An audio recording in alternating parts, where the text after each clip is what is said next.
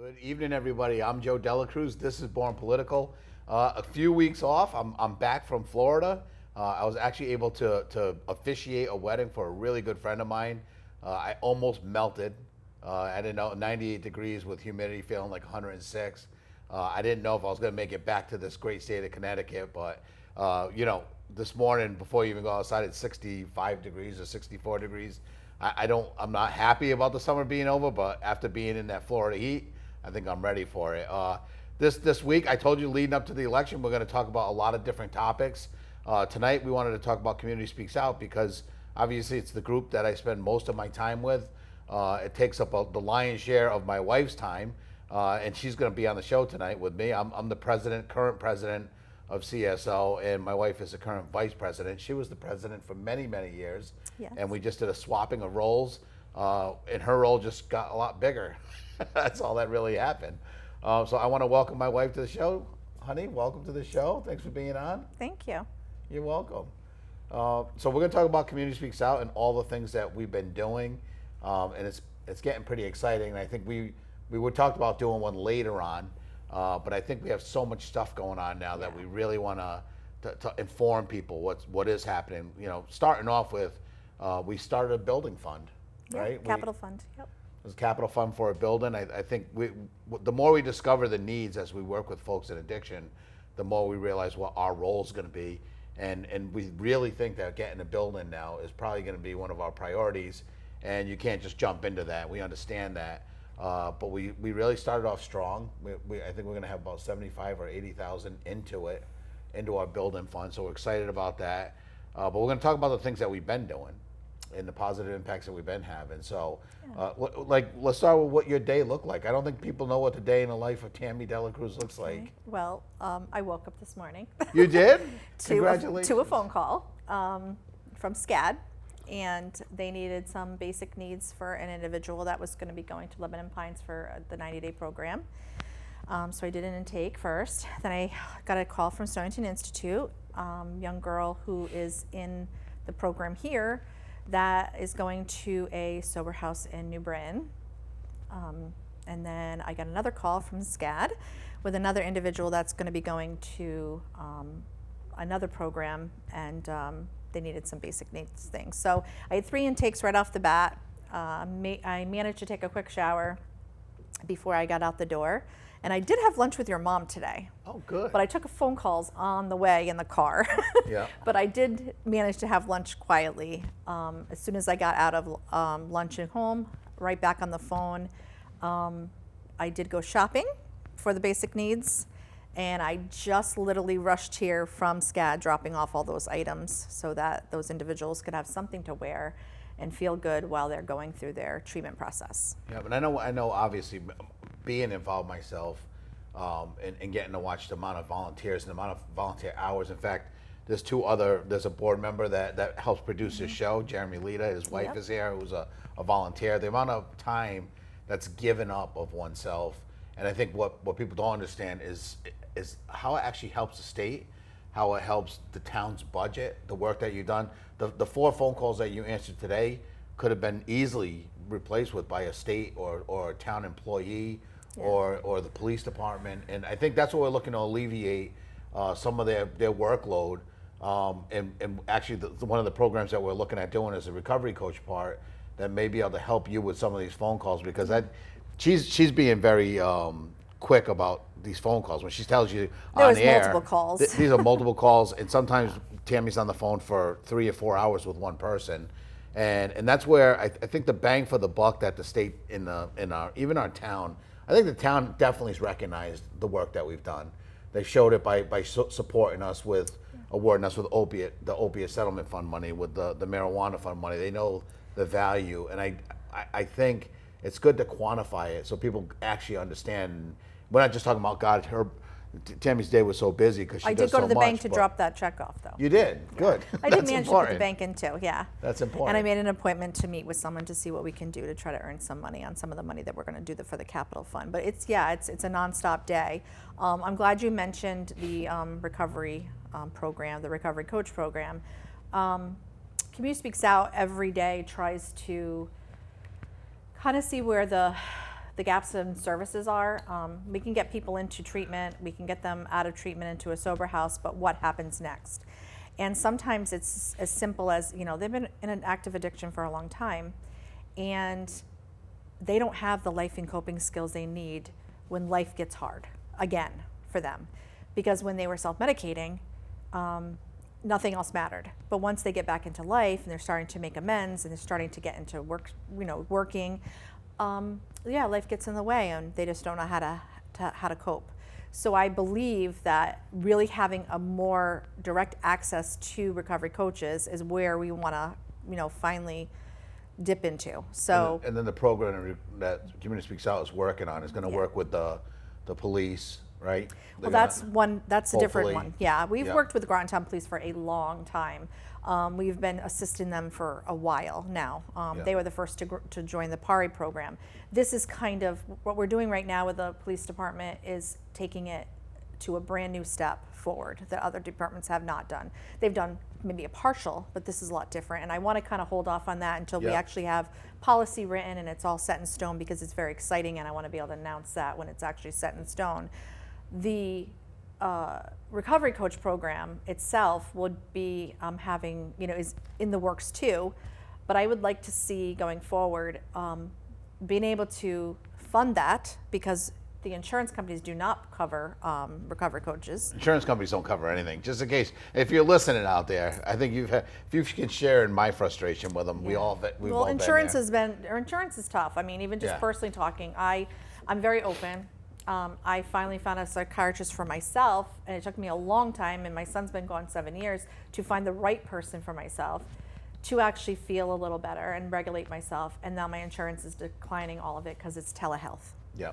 But yet they won't have a problem covering telehealth if I speak to somebody in India or Philippines. They use out-of-country telehealth doctors, and I'm not going to do that. I'm going to fight it. But that's, it's hard. You can't fight for every single person. We have so many people we're helping in this addiction field, and we just got to keep it moving. So we don't have time to fight the insurance yet. Hopefully people will legislate and they'll go up there and start to make this something that is something billable. But for now, we're not going to wait. People can't wait.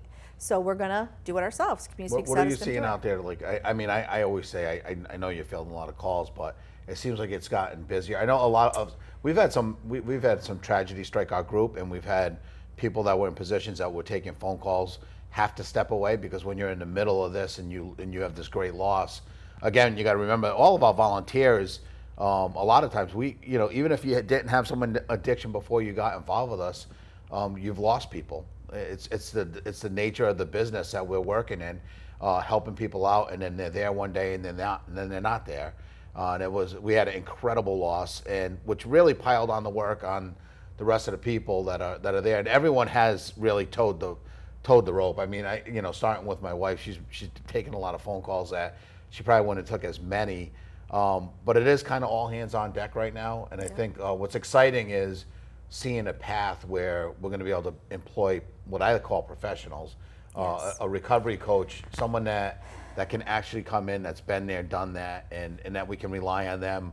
Because it's one thing to take and try to be helpful, but to be able to confidently hand somebody off to another person is whole nother question. I think that's been the anxiety of the group, and I could see it in your eyes when you say, well, just have her talk to so-and-so or this person, and it's like you're giving away someone that you think that you have very, very close to getting the help that they need or where they need to be, and you're like, okay, are they going to get the right help? And to me, the recovery coach is usually their best shot. I think that we are having what has happened is with the Access Connecticut line for detox, that it has helped. I think people have gotten some of the word out there where they could go to treatment, because we get less calls on where could we go. We get a little bit more when they have insurance, because they know me and they trust, I have, relationships with different detoxes or different for private insurance, but a lot of the people we deal with have Husky D or Husky A.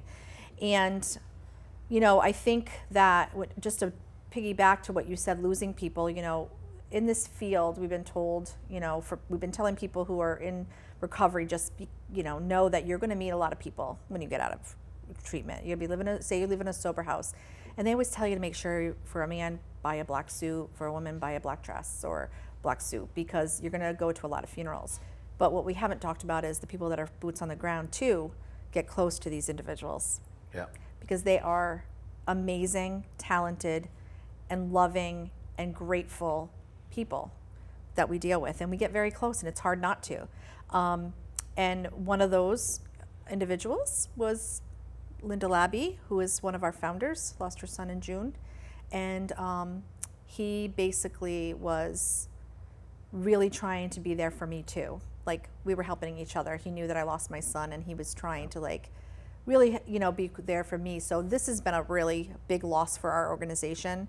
We want to give the time to Linda that she has. She's an amazing individual. This is the hardest thing you're ever going to go through, losing a child, and we have to support her. But going to a service, I actually, you were getting help for yourself. I was in treatment. And you were in treatment yourself, Yep. getting help. Trauma treatment, yeah. And we went to a funeral of somebody. And again, I think when most folks think about someone that's in addiction, in the throes of addiction, they forget about the recovery part sometimes. Yeah. James was in recovery, and at his funeral, and even after, to hear all the people that came out and said, James really changed my life. James was helping me, and people that were in long-term recovery that just got this positive vibe from him, and people that he's actually helped. I thought when Dylan got up there and spoke, Yeah. Lefty Cycles, Lefty Cycles. just saying that, here's a guy that was still early in recovery and doing his work and calling me saying, hey, how you doing? How's everything going mentally? You good? And just checking in on each other. It's important, definitely important at that level, when you're in recovery. But I think what I've learned is we need to do that with each other, whether you're in recovery or not recovery. If you're addicted or not addicted, we need to really start picking up the phone or stopping by people's house, asking them how they're doing, because it works in recovery. And I think it could work in all aspects of life if you're and if again. Absolutely. I mean, they say, you have to be kinder to people. I will tell you, James, he fought hard. He did. There's no doubt. And what he did is he left his footprint here by touching people's lives and doing great work. And so we are going to continue that great work, and his family will too.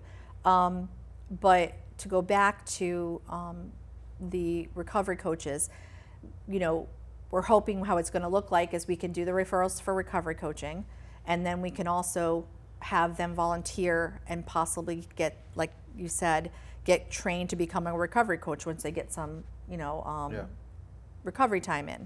And then they can do, they can work with Community Speaks Out, and they can get their internship hours. But I also want to take it to another level. What we're really missing, and I want to talk to Mike Doyle, who has this new business. Another board member. Who is a board member.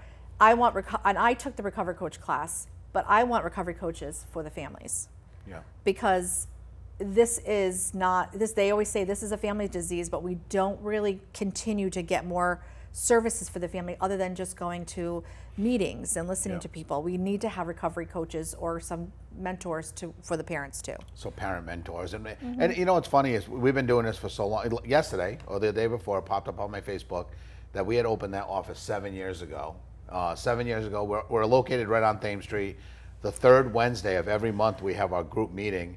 And last Wednesday was no different than others. It is August, so it was a slower meeting. We didn't have as many folks. But we had that one person that just kind of moseyed in that we had never seen before. And it was a mom that was really looking for maybe some kind of answers or support. And I think she felt better by being there. But sometimes we forget because that we've been in it so long. Not that we forgot, but it's that immediate help. So if you're out there watching today, or if you were going to give advice to someone, like, you just for the first time you got a call from police and just found out your kid overdosed, and you had no idea that they were sick or no idea they were struggling. What's the first move? Because there's someone out there watching that's like, okay, you guys are we're talking about big picture stuff. Like, what's the answer for someone like brand new, like calling in like Don't today? do it alone. There you go. You need a tribe. You need people. You need support. You need, just to have that conversation. One thing I would say is, are you going to therapy? Because we don't take care of ourselves when we have somebody that's in active addiction. We're trying so hard to save their lives, we forget about ourselves. And we can't do that without helping ourselves at the same time. So don't go alone. That's why you call Community Speaks Out or other organizations that are going to be there. You need to find a place that's safe where you can come and know that they can, there's no cookie cutter. There's nothing I can give to someone that says, this is what you do. Kick them out, do this, do that. Everyone's family dynamic is different, But just listening to what one person does versus what the other person does, and maybe you find something in between, but just to know you have a place or a phone call away, just to be able to talk to somebody. And then be reminded, did you make that appointment to go to see a therapist? These are things, don't go it alone. That's my biggest. I'd add on to that because we always, I think we felt like, and we got a lot of feedback from the community. Some was positive, some was negative. When we first started dealing with it, when we realized Joey had a problem, and there was some people come out and say, "You guys are brave. What a family. You guys are out there saying what you feel, and we appreciate you for it." And I will say it's vastly different now, but it's still the same in small bit way because people put the stigmatism on themselves. There's a stigma, and they put it only on themselves because I can tell you this much: if you sat in a room with 40 people and you started talking about how you're affected negatively by addiction, whether it's someone in your family or you yourself, there's probably 20 or 30 people that are going to be able to chime in and tell you what they did or how they were involved or what happened to them. The worst thing you can do is sit there silently. And right now, there's a lot more opportunity than there was just 5 years ago, just 10 years ago. I think it was very tough. But now, just talk about it and ask. That's a good point. I just saw yesterday, I was on social media, New London, there's a New London Strong. And someone had saw some needles on, more than one, needles on a rock somewhere in New London. And they posted it on New London Strong. And one person said, I hope they get help. There was, of course, that one person that said, let him OD. I do not believe that he is the majority now. He's not. I believe that we have done a lot of work in this state, across southeastern Connecticut. I think we've done a lot of work, even just with Community Speaks Out and other organizations, to try to make people understand that it's easy for someone like him, this person, I won't give him any recognition or anything because, it's just ignorance. But we have to know that they are someone, and that's our big push, is that they are loved by somebody. So the death of them would trickle down and hurt a lot of people. So I think we've done a great job. I think that we are getting somewhere with stigma. You're always going to have those people. Well, you do, and I think the people that say stuff like that, yeah. I can guarantee you never met some of the people that I know now. Oh, no. Because I can't imagine life or this world without them. They're not just positive influence on the recovery community anymore. It's leaked out. It's beyond that. They're back with their families. I can tell you this for certain. I can tell you this by my wife. You lose a kid, you're not productive anymore. Like, you don't feel like you are. You don't feel like you're good at your job. You don't feel like you're doing things. Some people have to quit their job. Some people, like, the whole entire economy help. If you want to talk about economy and say, okay, we don't care about those people because they're affecting our economy negatively, the negative part of the economy is when someone does die. Because it's not just them that leaves and goes. They have siblings that love them, parents, that miss work, and this is I feel disgusting even talking about the economic side of it. But if that's your intent, that you think that we just let people die and don't Narcan them because it's good for the economy, so we're not fighting with them. Well, we can be realistic. We've talked many times that as communities and as a country, we invest in young people. We make a huge investment by educating them, and for them to get educated and graduate, and then a few years later die of this horrible disease, that is an economic issue. Oh, it's I mean, with a very personal, Yeah, and I think if you're out there and you're hearing someone say that, like, God, Joe made it economic, and I lost my kid to this disease. I was a legislator, and I understand that some people have to get on board from different reasons, and some people are strictly budget people, and they have absolutely somehow no connection to human feelings at all. But if you really want to talk about brass tacks and the effects, when we talk about we don't have enough people to fill the jobs that we have in our country, since 2020, we've lost over 1 million people to this disease.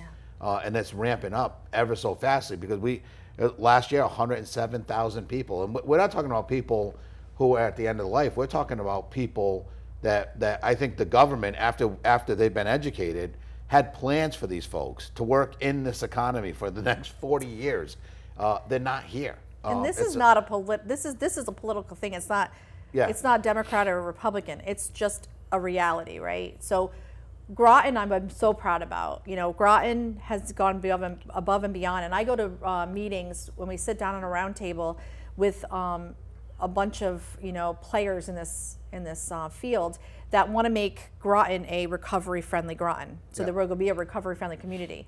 And we need to make sure we have places like Hillary Company who are recovery-friendly employers, and get more people that are recovery-friendly employers, because individuals coming out of incarceration because of their disease, or coming out, they're on probation, they're on parole, whatever it is, they're trying so hard after they go to treatment to land safely on their feet, get a job, to be given an opportunity for a job, and then to be told, I'm sorry, I can't hire you because you have, these larcenies, which were a direct result of their disease. Yep. So it's very hard. I mean, And it's what complex. about last night's meeting? Like, so I encourage everyone Let's to come not to forget our about the meetings. August 31st over. Oh, go ahead, go ahead. I don't. Before this goes so fast, and I does. don't want to lose on that. But August 31st is Overdose Awareness Day, and Linda, who has done a great job every year organizing this. It's at Ocean Beach Park. It's if you are involved in it, it's free parking. We have a lot of organizations that are coming. It's Yep. going to probably be one of our biggest ones this year. Labor Day weekend. It's Labor Day weekend. Anyone that's going to be coming, reach out to Community Speaks Out. Let us know you want to have a booth if you have something to offer. We get set up at 5 o'clock. You bring your own stuff, and it starts at 6 p.m. And if you come talk to Community Speaks Out, you might get a nice ice cream cone at the end of it. Yeah, why not? But we're going to have a candlelight vigil. It's a very powerful event. I encourage people to come down and learn. Just come in and be part of something. I mean, it's movements that change America, right? It's movements that heal our communities. We're thinking about adding, we got young men that are trying to go back into the fields, and some of it's going to be landscaping and stuff. We're going to start doing a drive to try to get some work boots, so we might add that to, August 31st, bring some work, if you have some lately used sneakers or work boots, bring them on down, we'll take them. Yep. Yes, come to the overdose awareness, because it is amazing. It is amazing. It is. And again, I do want to go back to Yes. If you want, I don't want to forget, because our meetings really, when we were at the library, when we first started this, what started our meetings, we started Community Speaks Out, and we were looking for a platform to, not just a platform, but a group that we could gather together and try to work on and get answers together. And it was so well attended, because, we had this one weekend, 8 years ago, where 3 people had overdosed in Groton, and it was like almost national news. And now that's something that could happen on a regular basis, and it doesn't even hit the papers. No one's really talking about it. Our fear was that this would become normal and it would become regular. And we never dreamt that it would, to the extent that it has, with 107,000 people dying in 1 year. You would think, because when we first got involved, the number was about 30,000, 35,000.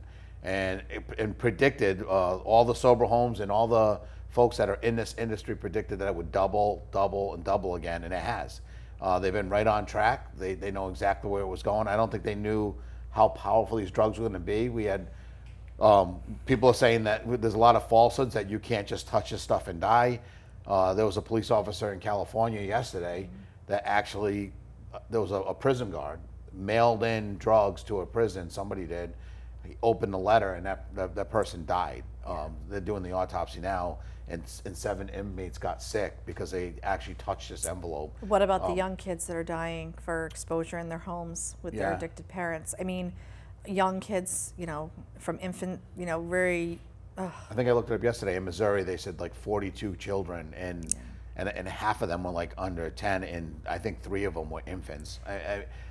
So we need to heal our country. This is why we have to do the work. We have to make this place a better place for families. We need to make this a better place for individuals that are suffering. We just can't give up on it, And we have to get to the bottom of why, right? Why. What I did learn is we can fight anything we want. We can fight all these different things, but if we don't know the why, if we have 350 million people here, we're 5% of the world's population.